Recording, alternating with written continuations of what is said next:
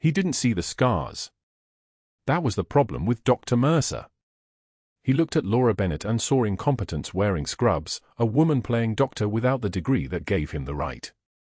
He didn't see the way her hands moved with the precision of someone who'd sutured wounds under mortar fire.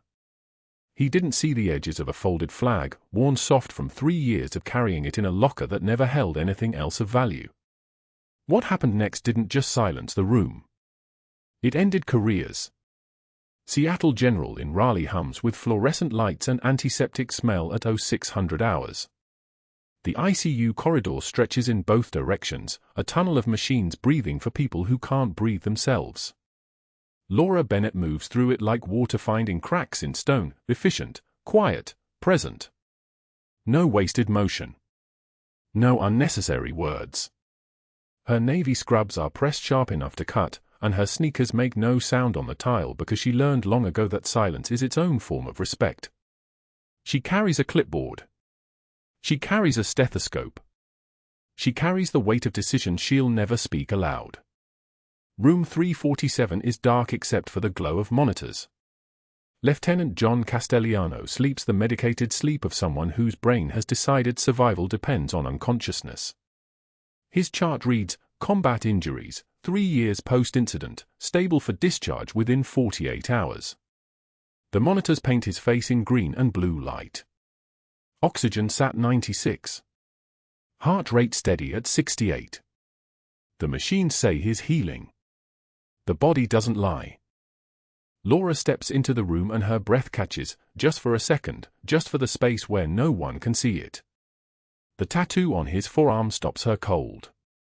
Block letters, professional work, faded only slightly by 3 years of sun exposure. Bennett. Her name. Carved into his skin like a prayer or a promise or a name called out in a place where names meant rescue. She doesn't remember his face. The morphine and trauma and the chaos of Kandahar have erased most of what she should remember. But she remembers his weight. The way his body hung between her hands as she carried him 200 meters through territory that wasn't supposed to be hostile but was anyway. The sound he made when he realized he was still breathing. Her hand trembles slightly as she adjusts his morphine drip. The IV is running clean, the dose optimal. She checks his chart again, dosage steady, vitals stable, mental status improving. Pain is information. She learned that in a forward operating base that didn't appear on any map. She learned it again in surgical theaters that smelled like copper and terror. Pain tells you what the body needs. The absence of pain tells you something else entirely. Laura places her hand on the back of the chair beside his bed and breathes. Once. Twice.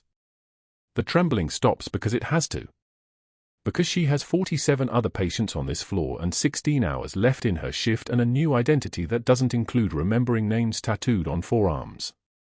She leaves the room at 0617.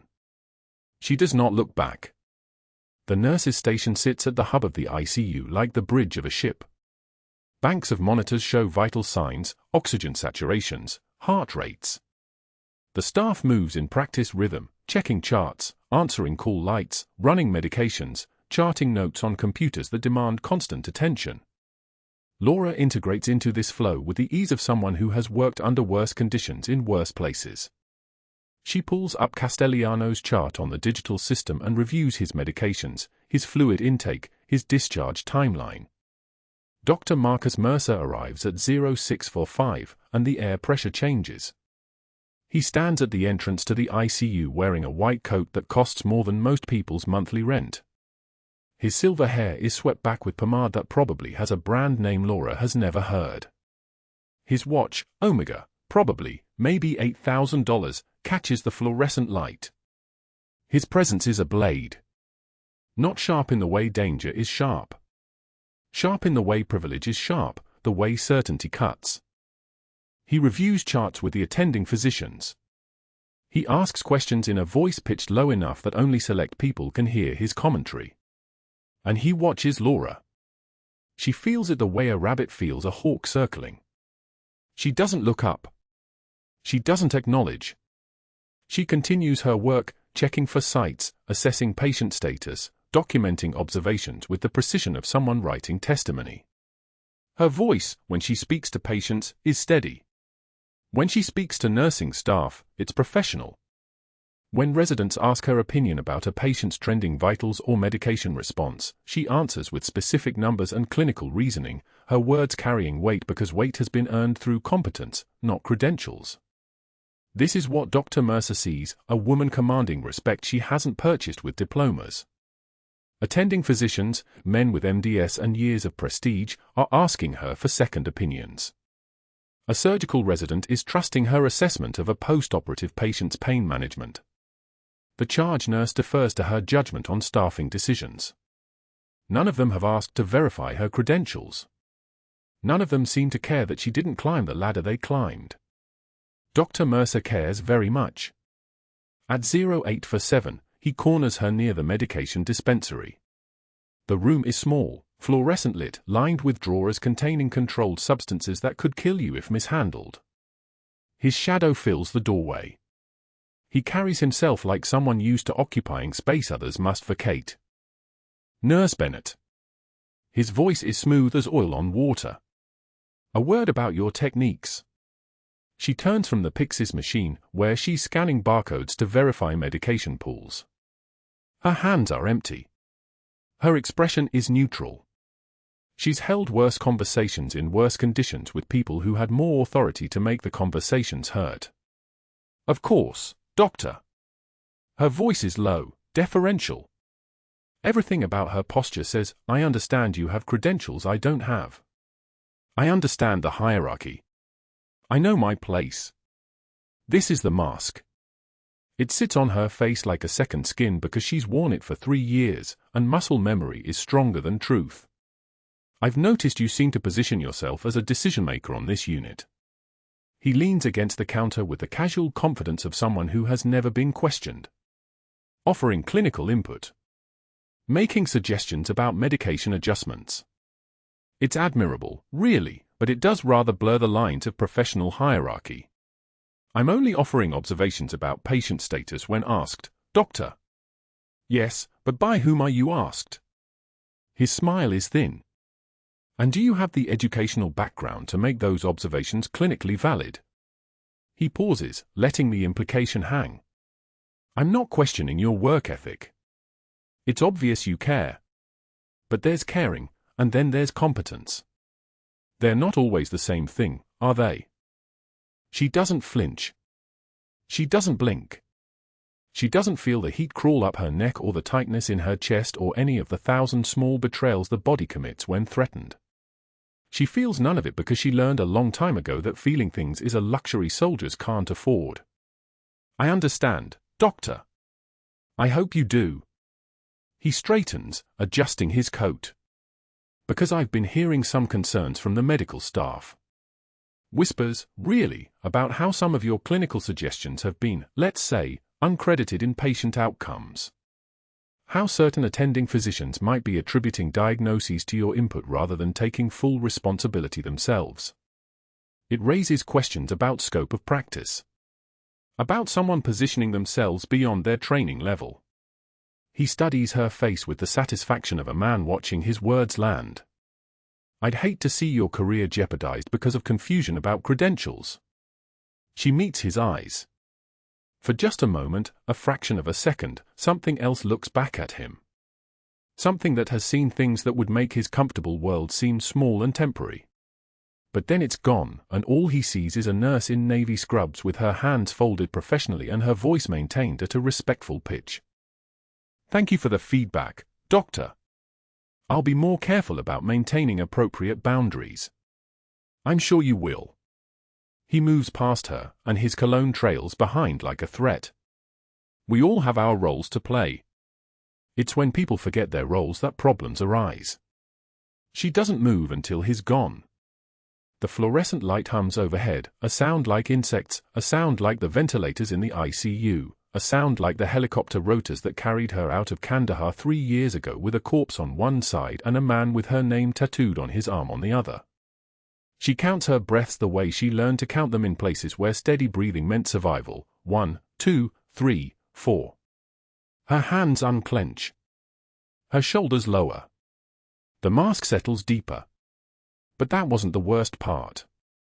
The worst part came later, in the break room, in the parking lot, in the charting station late shift when residents and attendings began treating her questions with the kind of polite dismissal usually reserved for people asking for directions. The worst part was the speed with which Dr. Mercer's whispers spread. By 1100 hours, she could feel the shift in how people looked at her. By 1400 hours, a resident who'd previously asked for her assessment on a patient's respiratory status instead consulted the pharmacist, avoiding eye contact. By 1800 hours, when she offered an observation about a post-operative patient's trending vital signs, the attending physician's response was a tight smile and thanks, but we'll manage from here. It was quiet. It was methodical.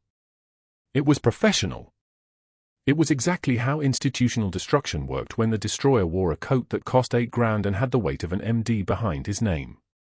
Laura Bennett, who had held lives together in her hands with a field thoracotomy performed with a combat knife in a dust cloud outside Kandahar, who had carried a dying man 200 meters through hostile territory with his blood soaking her uniform, who had earned a Navy Cross in a ceremony conducted so quietly that most people in this hospital didn't even know she'd been there. Laura Bennett smiled and charted her notes and said nothing at all.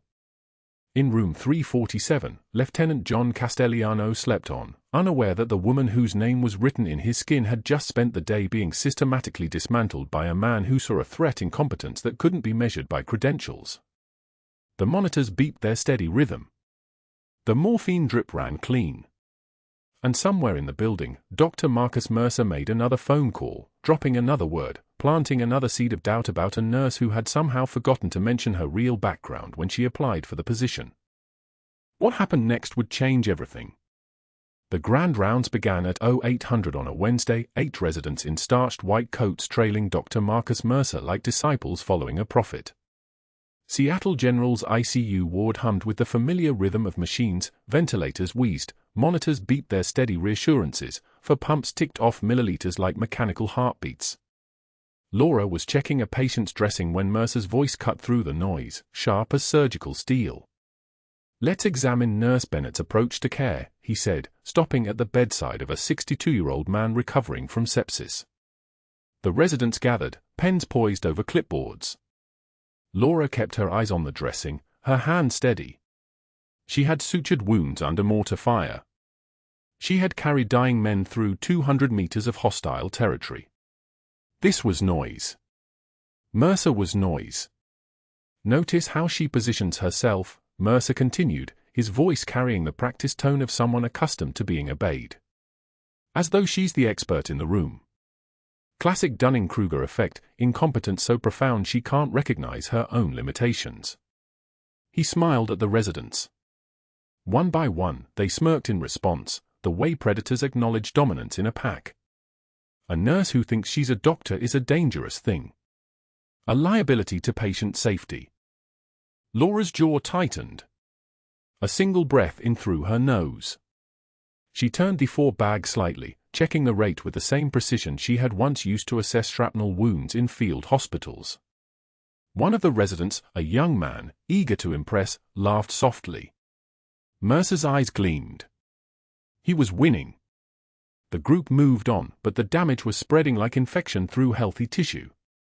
By the time they reached the next patient, 3 other residents were avoiding her gaze.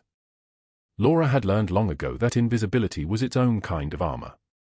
She wrapped it around herself and continued her rounds, moving through the ICU with the fluid grace of someone accustomed to precision under pressure. But that wasn't the worst part.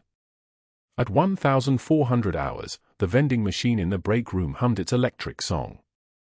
Laura inserted a $1 bill for black coffee, the kind that tasted like burnt rubber but served its purpose.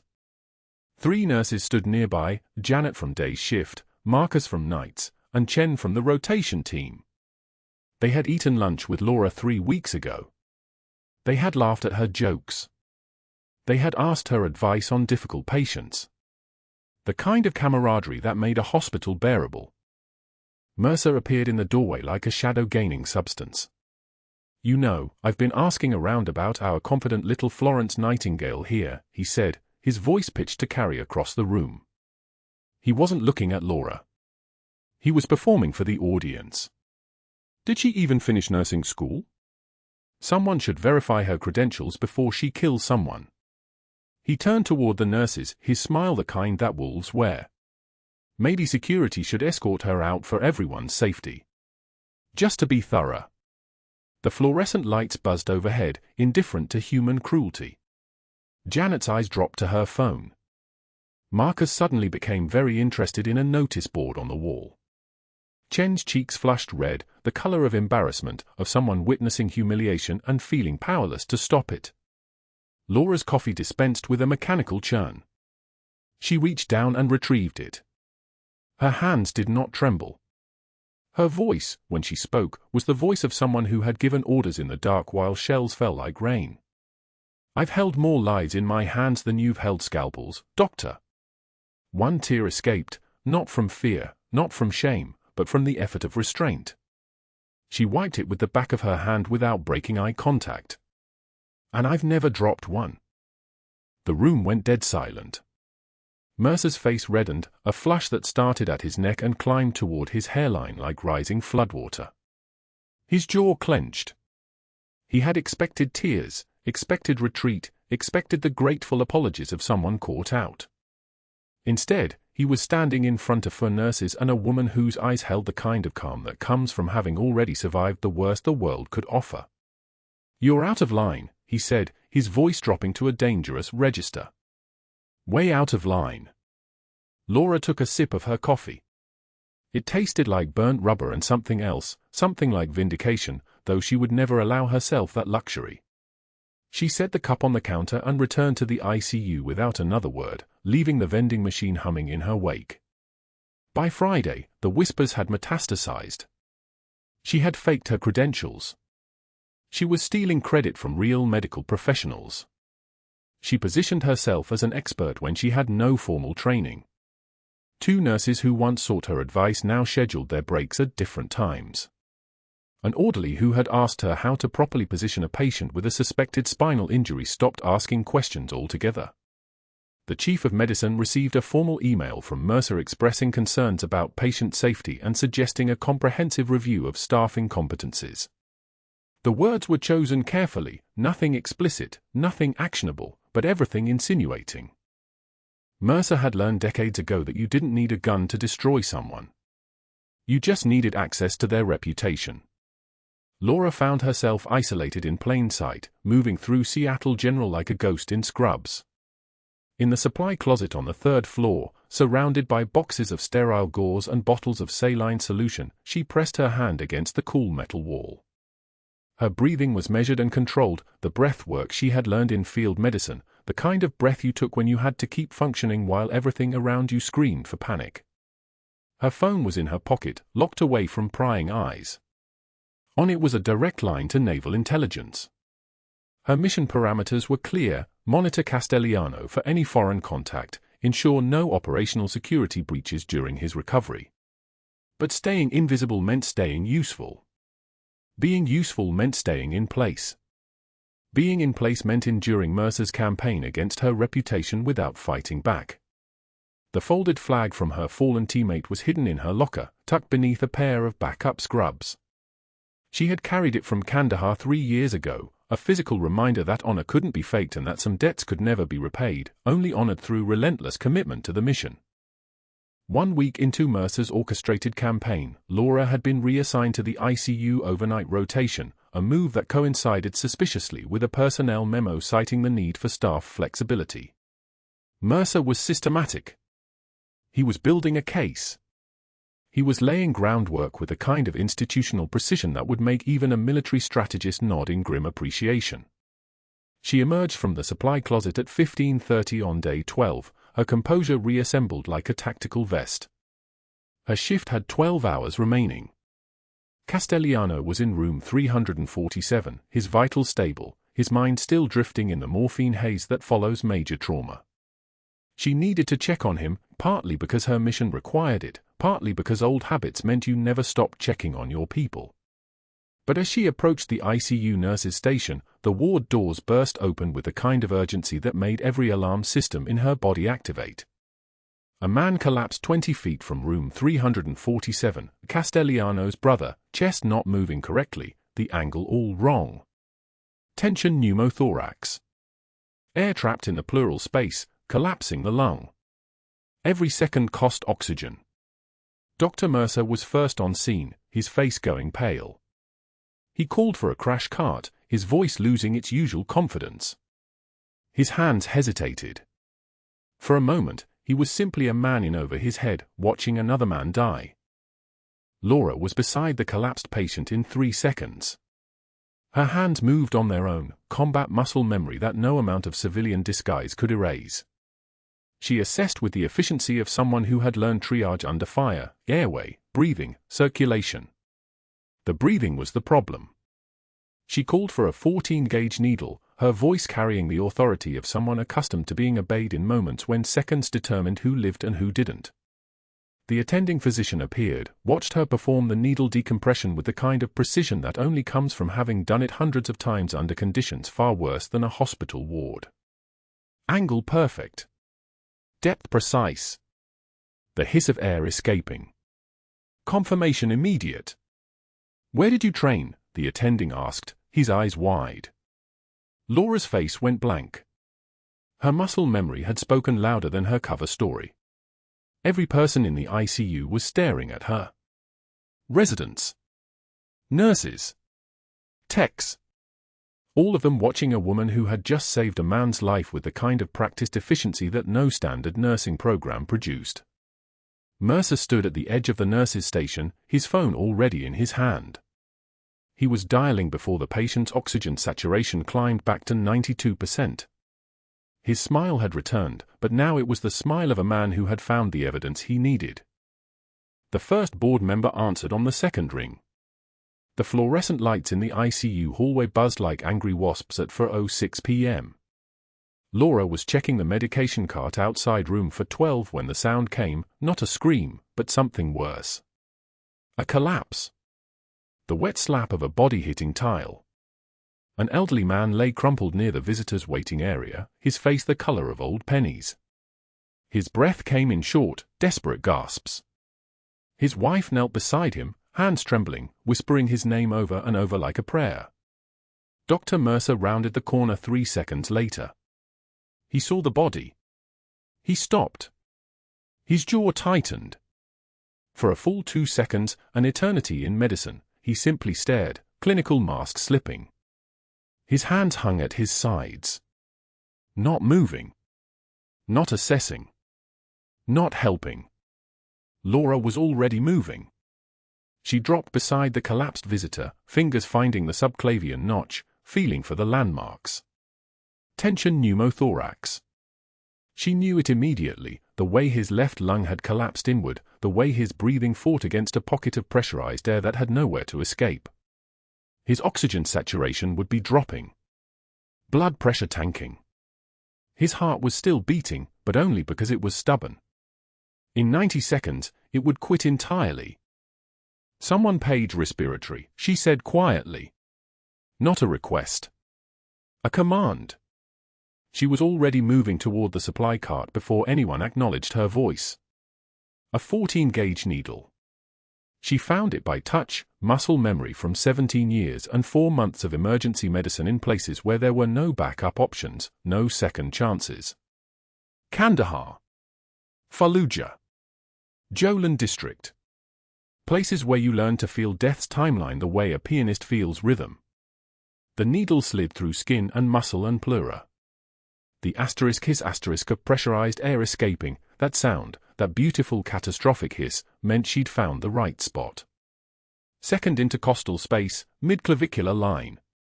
The pocket collapsed. The lung re-inflated.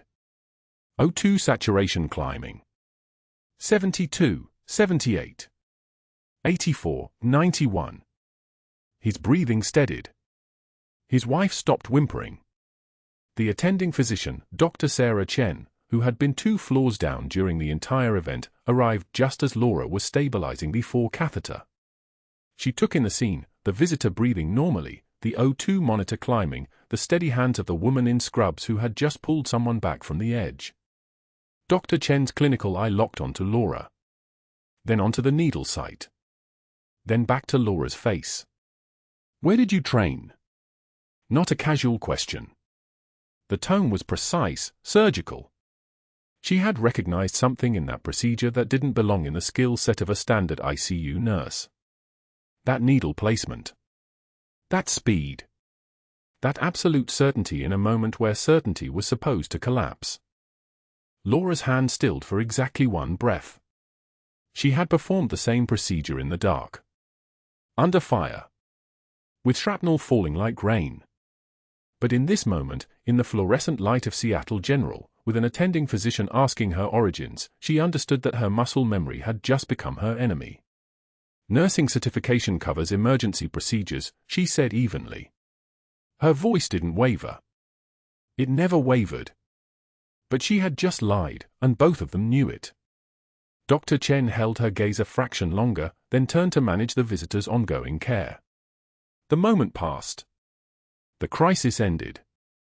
The man was stable. Protocol would take it from here. But Dr. Mercer had seen the exchange from 20 feet away. He had seen the attending surprise. He had watched the attending doctor's face process something impossible. And his smile, thin, sharp, like a blade catching light, had returned. Within the hour, Mercer was in Chief of Medicine Paulson's office on the 5th floor. Dr. Patricia Voss, the board member who had long harbored doubts about giving nursing staff expanded clinical authority, was already seated. Her posture was rigid. Her hands were folded across her lap like weapons. "That procedure in the hallway," Mercer began, his voice carrying the practiced gravity of someone accustomed to controlling boardroom narrative. "That wasn't standard nursing protocol. That was military-grade emergency medicine. She saved a man's life," Paulson said. His tone was measured, but his jaw had tightened fractionally. "Precisely the problem," Voss interjected. Her voice was sharp as broken glass. "Where did she acquire that training? If she's lying about her credentials, if she's operating under false certifications." "I've already called her references," Mercer said smoothly. He pulled out his phone, showing the call log. The timing stamps. St. Louis University School of Nursing. "I spoke with the director of clinical training personally. He's reviewing her records now. He seemed uncertain about some of the details in her file." The uncertainty was the poison Mercer had injected. Not a direct accusation, those could be defended against. But uncertainty itself was infection. Uncertainty spread like sepsis through institutional trust. By 1900 hours, an investigator from the State Medical Board had arrived at Seattle General. Mercer had called in a favor owed him for recommending the investigator's daughter for a fellowship 8 years prior. These networks never expired. They only accumulated interest. The investigator was thorough, clinical, efficient.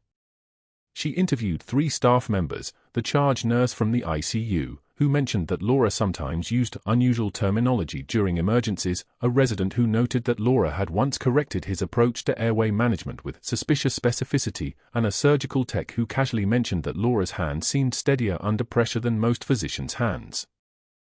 Nothing incriminating on its own. But woven together, the threads began forming a pattern. A pattern of deception. A pattern of someone operating outside their scope of practice. At 2100 hours, Laura was summoned to human resources. The room was small, deliberately chosen. White walls. A table. 3 chairs. The HR director, Margot Torres, sat across from her with the neutral expression of someone following protocol for the 1000th time. Beside her was the investigator, whose face carried the manufactured sympathy of someone delivering bad news. "Your ID badge," Torres said quietly, extending her hand. "Effective immediately. You're suspended pending the completion of a credential investigation." Laura didn't move. Didn't flinch. Her hands remained folded on the table in front of her, steady as surgical instruments. She had been trained to absorb orders, to process new tactical realities in seconds, to maintain operational composure when the ground shifted beneath her. May I ask the specific allegation? Her voice was level. Professional. A nurse following proper protocol. Potential falsification of educational credentials, the investigator said. The nursing school is reviewing your file. We need to verify your qualifications before you continue patient care. Torres pushed the badge across the table. The plastic caught the fluorescent light. Laura's face stared back at her from the photo, eye steady, expression neutral. That badge had been her access point. Her cover layer. Her operational clearance to be in the same building as Lieutenant John Castellano, whose memory had been corrupted by morphine and trauma, whose exposure to classified information still made him a target for foreign intelligence operatives who understood his value. Laura reached for the badge slowly and slipped it into her pocket. She didn't argue. Didn't request a hearing or claim she could explain the discrepancy, because explaining would require telling them the truth, and the truth was compartmentalized, classified, and locked in a vault that only opened with Pentagon clearance levels that didn't officially exist. The parking lot was empty at 2,147 hours. Rain had begun falling, the kind that comes without warning in Raleigh, warm, thick, carrying the smell of wet asphalt and diesel exhaust from the loading dock. Laura sat in her sedan, hands gripping the steering wheel at 10 and 2, and dialed a number that rang through 3 Reuters before connecting. The handler's voice was the same as always. Calm. Precise.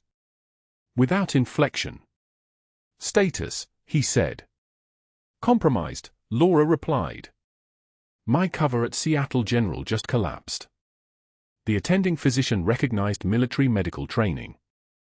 A board member ordered a credential investigation. Silence on the line. 2 seconds. 3.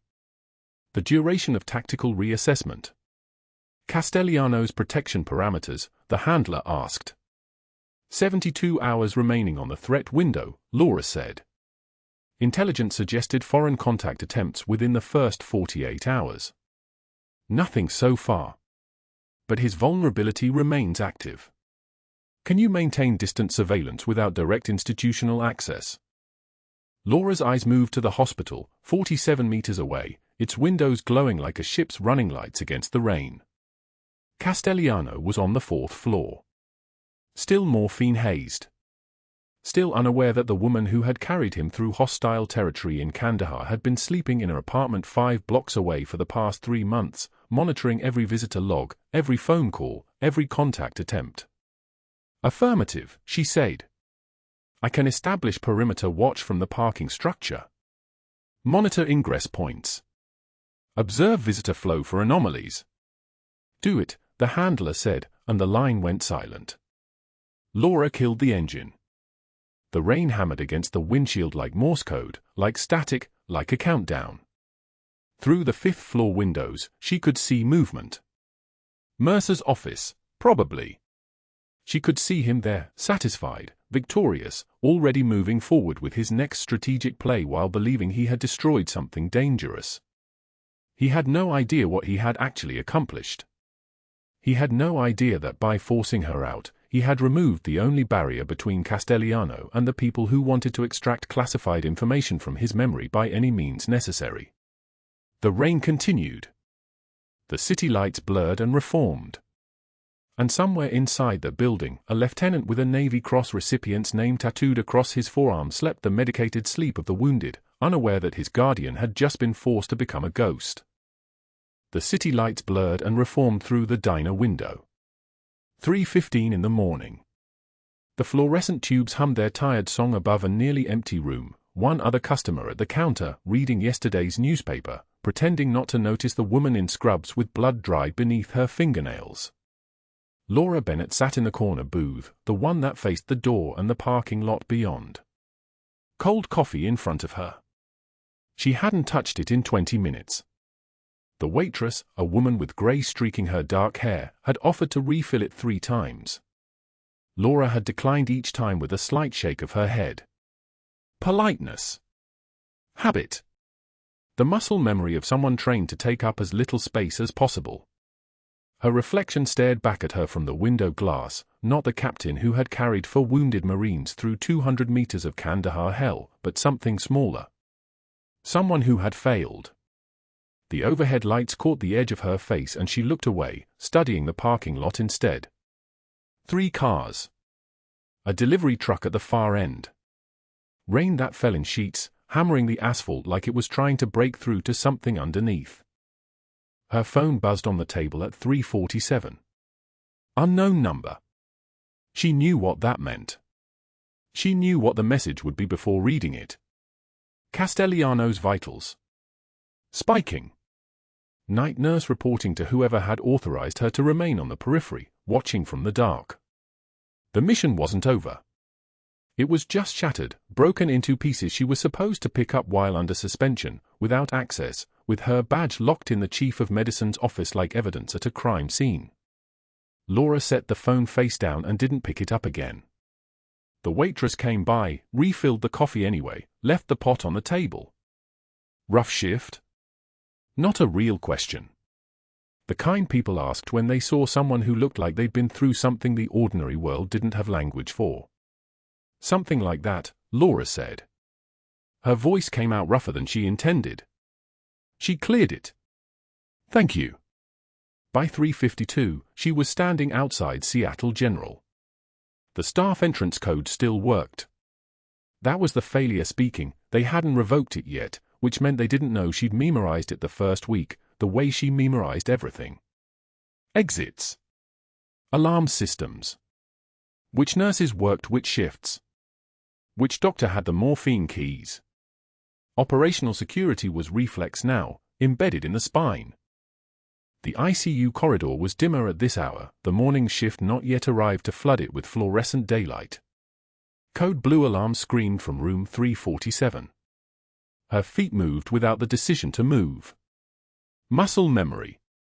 The thing that had saved her life in Kandahar and would probably end her career in Raleigh. The night resident, a young man named Patterson, competent but not trained for what was coming, stood at the bedside with a crash cart. His hands shook as he ordered epi. Castellano's chest wound had reopened internally, the surgical repair failing under the stress of fever and movement. His heart rate was climbing past 160. Blood pressure collapsing. The monitor screamed its mechanical panic. Move, Laura said. Patterson looked up. Recognized her. His face went the color of old hospitals. You're suspended. You can't be. Move. Dr. Mercer burst through the doors like a man who'd been waiting for exactly this moment. His face held the expression of someone who'd been given permission to strike. Security. Get her out. Now. Laura was already washing her hands. The sterile field was being prepped, no time for surgery, no time for the operating room downstairs. Castellano needed a field thoracotomy. His left lung had collapsed. Every second was pressure, oxygen deprivation, cellular death climbing the ladder of his brain. He dies if I don't do this, Laura said. Not a request. A statement of fact. Mercer stepped directly in front of her, his body between her and the patient. His voice came out low, poisonous.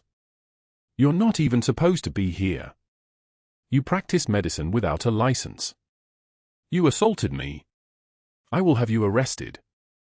I will destroy you. Laura met his eyes. For one moment, the mask slipped. For one moment, he saw what was actually standing in front of him, not a nurse he could bully, but something that had walked through fire and carried human beings back from the burning. Something that had learned pain was information and information meant survival. Step aside, she said, or he dies. Mercer moved. The scalpel arrived from the crash cart. The nursing staff, 3 of them now, understood what was about to happen. Trauma medicine. Emergency procedure. Her hands moved like they'd done this 100 times because they had, just not in a hospital, not with monitors and staff, not with fluorescent light and the smell of antiseptic instead of diesel and blood and sand. She opened his chest with a precision that would have made a surgeon weep. The incision was perfect, 4th intercostal space, left anterior lateral thoracotomy, muscle memory translating into muscle movement. The moment the pleural space opened, the lung re-expanded with an audible hiss of trapped air escaping. Oxygen saturation climbed. 74. 82. 90. The monitor's rhythm steadied into something resembling sinus. Something like life. 2 security guards arrived just as Castellano's eyes fluttered open for 3 seconds, unfocused, morphine-heavy, but alive. He looked directly at her. For just a moment, there was recognition. Not of who she was, but of what she was, a presence in his half-consciousness that meant safety. Then the sedation pulled him back under. The guards escorted her out at 0700, just as the morning shift arrived. Just as 30 doctors and nurses and residents stopped what they were doing to watch a woman with blood dried on her forearms being walked through the ICU like a prisoner. Her hands were still bloody. She hadn't wiped them clean. That was the point. That was the message in the blood itself. Mercer's voice followed her. I want criminal charges. She assaulted me. She practiced medicine without a license. She endangered this entire hospital. The chief of medicine was already in motion, already on his phone. Laura heard those words from the elevator, heard them as the doors slid shut, heard them as she descended out of the light and into the parking garage where her car sat waiting like a monument to failure. The mission wasn't to save Castellano. The mission was to watch him. To protect him from external threats. To keep his location secure while naval intelligence tracked the people who'd exposed him to classified material before his injury. To be invisible. To be invisible and to be effective. She wasn't invisible anymore. By 0900, when Dr. Mercer stormed into Castellano's room with 2 board members, Chief of Medicine Patricia Voss and Hospital Administrator Michael Chen, demanding Laura be barred permanently and prosecuted for assault and practicing without a license, Laura was standing in the corridor outside, having let herself in through a maintenance access that security hadn't thought to lock. Old habits. Operational security. When you'd been trained by the Navy's finest to move through hostile territory undetected, a hospital basement became nothing more than a version of Kandahar with better lighting. Mercer's voice carried through the door. She's a fraud. A danger to every patient in this facility. She should be in federal custody pending charges. The monitors beeped their steady rhythm. Castellano had been emerging from sedation, the morphine finally clearing enough for him to recognize his own body as his own body again. His eyes were focused. His mind was returning. And when he looked toward the door and saw her face through the small window, something changed in him. Something crystallized. He whispered a single word, Valkyrie. Captain Marcus Rodriguez, a Marine Corps liaison visiting another patient 3 doors down, heard it. He was in the corridor 40 seconds later, phone in hand, reading from a screen that had clearly been prepared for exactly this moment. His voice was calm. Military calm. The kind of calm that means everything else is subordinate to facts. Captain Laura Bennett, United States Navy. 150 pounds of silence fell on the corridor. A resident's clipboard hit the floor. Someone's coffee cup shattered against tile. Rodriguez continued, rank, 0-6, Captain. Mercer's face went white. Every doctor within earshot turned to look at the woman in scrubs with blood still under her fingernails. Naval Special Warfare Combat Medic, assigned to SEAL Team Reconnaissance Units. A nurse Laura had trusted started crying. Just tears, no sound. The sound of breaking before the breaking was complete. Rodriguez, Navy Cross recipient. Silver Star. 3 Purple Hearts. Credited with saving 4 lives under sustained fire, Kandahar Province, Afghanistan. The fluorescent lights hummed. Rain hammered the windows. Thunder rolled across the city like artillery. A 2-star general, arriving for an unrelated inspection of military patient protocols, stepped into the corridor. He saw the medals being described, saw the expression on Rodriguez's face, saw the moment crystallizing into something official. He rendered a sharp salute, fist to chest, perfect form. Every doctor in the hallway froze. Rodriguez, call sign, Valkyrie. Castellano was weeping in his bed. Silent tears. The tears of a man who suddenly understood that the woman who had saved his life 3 years ago, whose name he'd carried tattooed on his arm, whose face he couldn't remember through the morphine and trauma, that woman had been standing in his hospital room the entire time, invisible, watching, protecting. Rodriguez finished. Captain Bennett carried for wounded personnel, including then Ensign John Castellano, through 200 meters of hostile territory after her medic teammate was killed. She held their position for 90 minutes until extraction. The chief of medicine looked at Dr. Mercer. Really looked at him. Saw a man who'd spent weeks trying to destroy someone he'd never actually seen. 2 Pentagon officials in civilian clothes arrived before the morning shift ended. They moved with the quiet authority of people who controlled classified information, who operated in spaces where hospital administrators had no jurisdiction. The senior official spoke to the general, to the chief, to the gathered staff in a voice that carried the weight of official sanction. Captain Bennett was operating under classified orders. Counterintelligence operation. Code name, Shepherd Watch. Mercer backed against the wall, all color drained from his face. The thing he'd tried to destroy wasn't a fraud. It was a decorated military officer. It was a woman who'd held human beings together with her hands, who'd carried the weight of 4 lives through enemy fire, who'd walked into a hospital and chosen to save someone rather than walk away. Laura met his eyes across the crowded corridor. She didn't move. Didn't speak. Didn't need to. True heroism is what you do when the world stops watching. Dr. Mercer storms into room 347 with 2 board members flanking him like bodyguards, his face a shade of red that makes the cardiac monitor spike. That woman needs to be removed from this hospital immediately. Prosecuted if necessary. She's a fraud, a liar, and a danger to patients. His voice carries the desperation of a man whose world is collapsing in real time.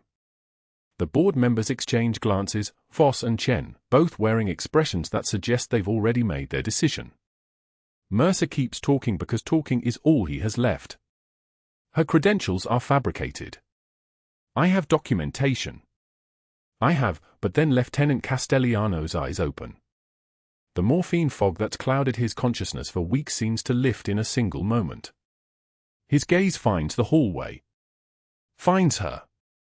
Laura stands motionless outside the doorway, dress uniform pressed sharp as a knife edge, shoulders back, the kind of posture that says she's carried heavier things than humiliation. Castellano's voice emerges like a whisper from underwater. Valkyrie. 1 word. Just that. The room freezes. Mercer's argument dies in his throat because he recognizes the tone, recognition, gratitude, the sound of someone remembering the person who pulled them out of darkness. A Marine Corps liaison stands in the corridor, visiting another patient on the floor. He hears the call sign and his entire body goes rigid. His phone is already in his hand, muscle memory from 100 briefings making his fingers move. He scrolls to a secure document, taps it open, and steps into the room. When he speaks, his voice carries the weight of official record. Captain Laura Bennett, Navy Cross recipient, credited with saving 4 lives under fire in Kandahar, call sign Valkyrie. That's her in the hallway. The board members turn to look at Mercer with the kind of contempt usually reserved for things found under rocks. A 2-star general is somewhere in the building for an unrelated inspection of hospital military personnel protocols. He hears the commotion in the corridor, walks toward it with the measured pace of someone accustomed to command. He sees the woman in dress uniform, sees the lieutenant salute from the hospital bed, and something in his bearing shifts. His hand comes up in a sharp salute so precise it sounds like a gunshot, fist to chest, the formal acknowledgement of rank. Every doctor in the corridor freezes. The general's aide steps forward with a tablet. 2 Pentagon officials arrive within the hour, moving through the hospital like ghosts, speaking only to the board and administration. By the time they leave, Captain Bennett's code name and classified mission have been quietly confirmed. The State Medical Board investigator, who'd been reviewing Mercer's claims, discovers something else: Laura's credentials were never false. Every certification legitimate. Every qualification real. But that's not even the most damaging part. That comes from Marcus Webb, the hospital's IT director, a Navy veteran with 23 years of service and eyes that miss nothing. Webb had been watching Mercer for weeks, something about the doctor's treatment of a nurse triggered protective instincts hardwired by 2 decades in uniform. Last night, Webb caught Mercer attempting to delete security footage. Webb saved every frame before the files could vanish into digital smoke.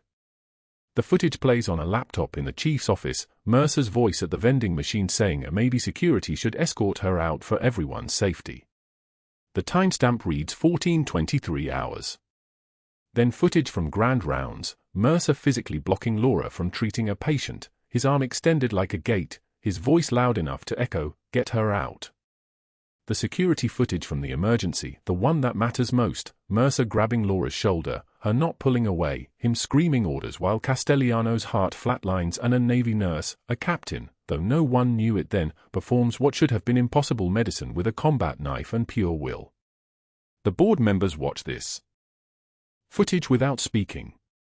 Voss leans back in his chair. Cheng closes her eyes. When the Pentagon official speaks, his voice could freeze water. "Dr. Mercer, you interfered with a classified military operation and endangered a protected witness under federal protection. We'll be recommending charges at the Department of Justice." The chief of medicine adds her own words, clipped and final, "Your medical license is under review by the state board. You're terminated, effective immediately. Security will escort you from the building within the hour." Mercer opens his mouth. Closes it. Opens it again. "She didn't have the right to, I was protecting, but no one's listening." The room has already moved past him. His office is cleared by noon. His network of favors collapses as board members distance themselves, each one calculating how much his association costs them. By evening, his lawyer calls with the state board's decision, license suspended, pending ethics review. Mercer sits in his car in the hospital parking lot, hands gripping the steering wheel, watching the staff shift change happen without him. His hospital ID badge sits on the dashboard like a relic from someone else's life. 6 months later, Dr. Mercer teaches CPR to community college students at Raleigh Community College for $13 an hour, his medical license suspended, his reputation destroyed across 3 hospital networks. The other instructors don't ask questions about his past. He's become invisible in the way that only failed powerful people can be. Meanwhile, Captain Laura Bennett stands in dress uniform at a military ceremony, Navy Achievement Medal presentation hanging from her neck, the weight of official recognition settling on her shoulders like something she's finally allowed herself to feel. Lieutenant Castellano, now promoted to lieutenant commander, stands beside her in his own dress blues. They're the only 2 people in this moment who understand what it actually cost. The ceremony concludes. Privately, in a quiet corridor, Castellano speaks for the first time without the fog of morphine between them and the truth. "I couldn't remember your face. 3 years and I couldn't see it clearly. But my body remembered. The tattoo, I got it when I woke up the first time. They told me someone named Bennett carried me out, carried me 200 meters through fire with a flag from a fallen teammate tucked against her chest.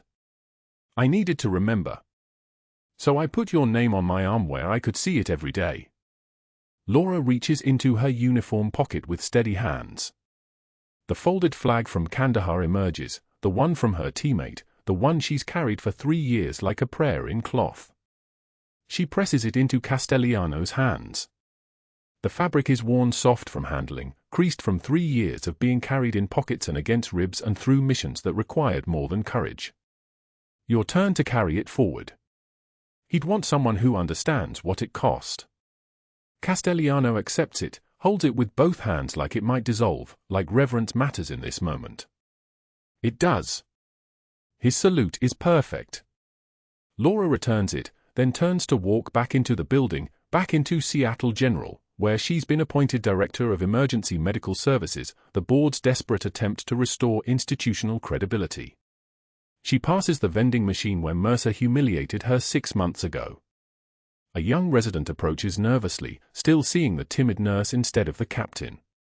"Could you teach me that needle decompression technique? From the emergency?" The one that saved Lieutenant Castellano.